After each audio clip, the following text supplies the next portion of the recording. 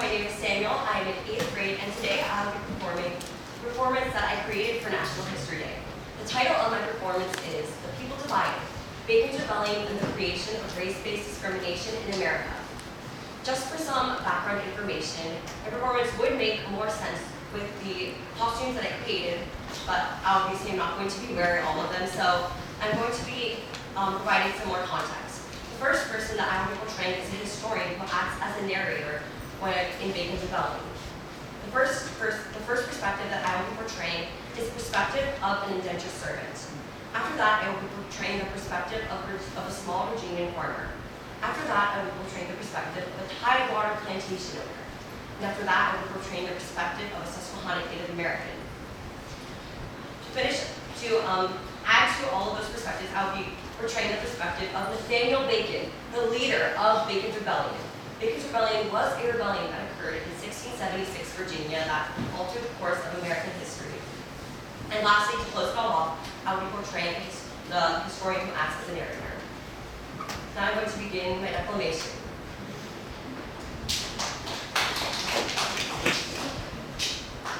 The shrieks of women and the groans of the dying render the whole of a scene of horror almost inconceivable. As Frederick Douglass once wrote, the white man's happiness cannot be purchased by the black man's misery. One turning point could change the tide of history for millions. Who knew that a collective group of colonists fighting for their rights could lead to the drastic rise of race-based slavery and solidification of racial laws in America for centuries to come? Each group was only looking out for themselves, some causes nobler than others. But regardless of their intentions, the result was the inexcusable race-based slavery system that continues to haunt America to this day.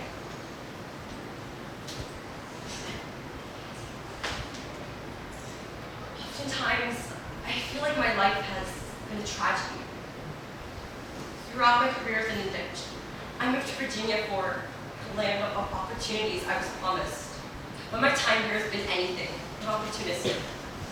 In my career as an indentured servant, I have been raped, whipped, sold far away from those who I loved, and horribly overworked.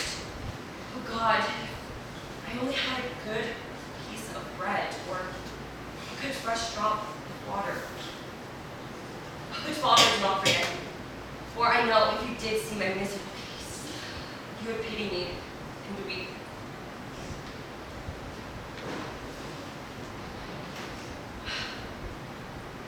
Well, after that, it doesn't get much better. Calling life after indentured servitude disappointing would be an understatement.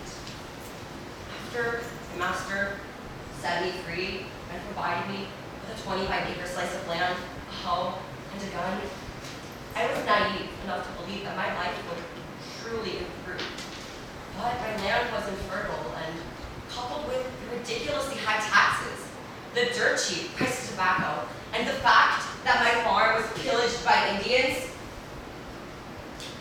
I was forced to sell my land and become a tenant farmer. My dreams crashed and burned. I even ostracized from society for my indentured servitude roots.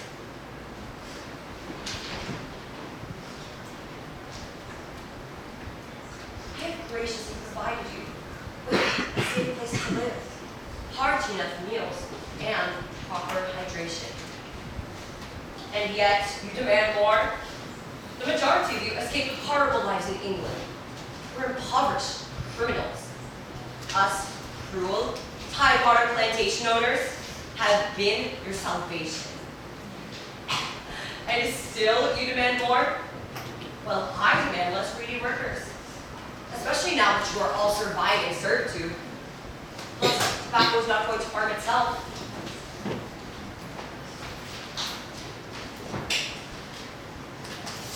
Our land has been invaded one too many times. My tribe has been driven out of New York, Pennsylvania, and now we're being driven out of Virginia. These boxes and fur coats that you love to wear were provided by us, Susquehanna. And yet, we, so they're labeled as hostile, for protecting what is ours. Nathaniel Bacon even has the audacity to say that they must defend themselves against all tribes in general, for we are the enemy.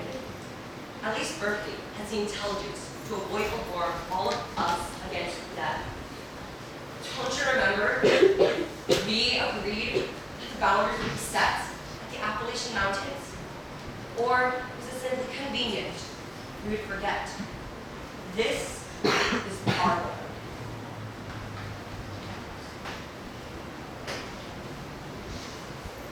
Isn't it interesting?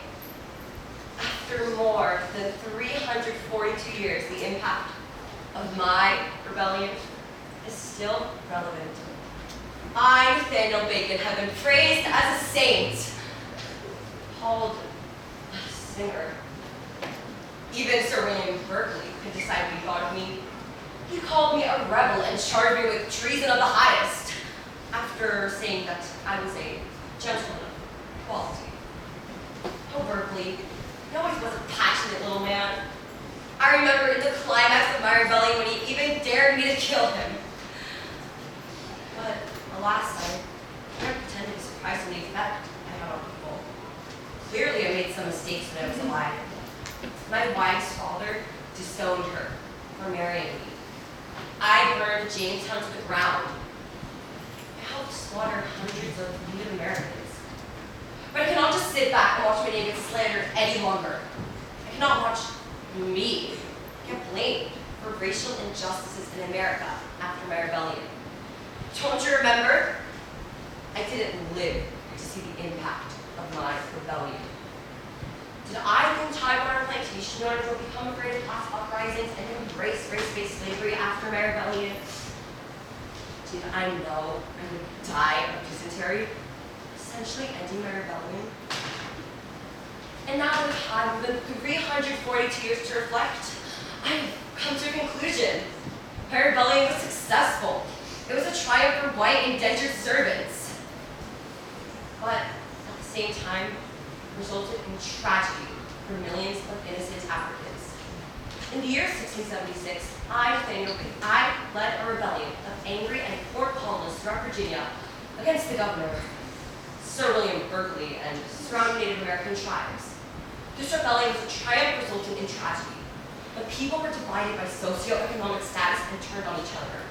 The destruction caused by my army and I showed Tidewater plantation owners that indentured servitude was unreliable. They believed they needed an alternative form of unpaid labor and set their sights on enslaving Africans. The House of Burgesses seized all property previously owned by black residents and gave it to poor white citizens all throughout Virginia, primarily consisting of former indentured servants. In order to further divide the previously united African and European colonists, the powerful elite turned to the law. When I read these laws that defined citizenship by race, essentially prevented biracial marriage, and sent all that were not white into slavery, my stomach churned. How could the colonists that I fought for let this be my legacy? But then I realized it wasn't their fault. This power structure, built by whites, led to the justification of race-based slavery, and even solidified the concept of white supremacy, both of which have devastated and continue to devastate America to this day. And yet, to my surprise, many still overlook the significance of my rebellion. When most people think of colonial America, their minds instantly go to the American Revolution. But my rebellion started the fervor for that revolution. My rebellion was the first time in American history where thousands of poor and racially diverse citizens revolted against the elite. I ended the merciless cycle of indentured servitude, and if I had not died of dysentery, I would have been remembered as a brilliant and empowering leader, not a failed revolutionist. So, there you have it. That is how a ragtag team of colonists that made Bacon's rebellion possible led to the tragic race-based slavery system America adopted for far too many years. Before Bacon's rebellion, African and European indentured servants made love with each other, married each other, lived as neighbors, and like or dislike each other according to individual personality. Bacon rebellion demonstrated that poor white people and poor black people could be united in a cause. This was a great fear of the ruling class. What would prevent the poor from uniting to fight them? This is a transition to racial slavery. In 1660, there were fewer than 1,000 slaves in Virginia and Maryland.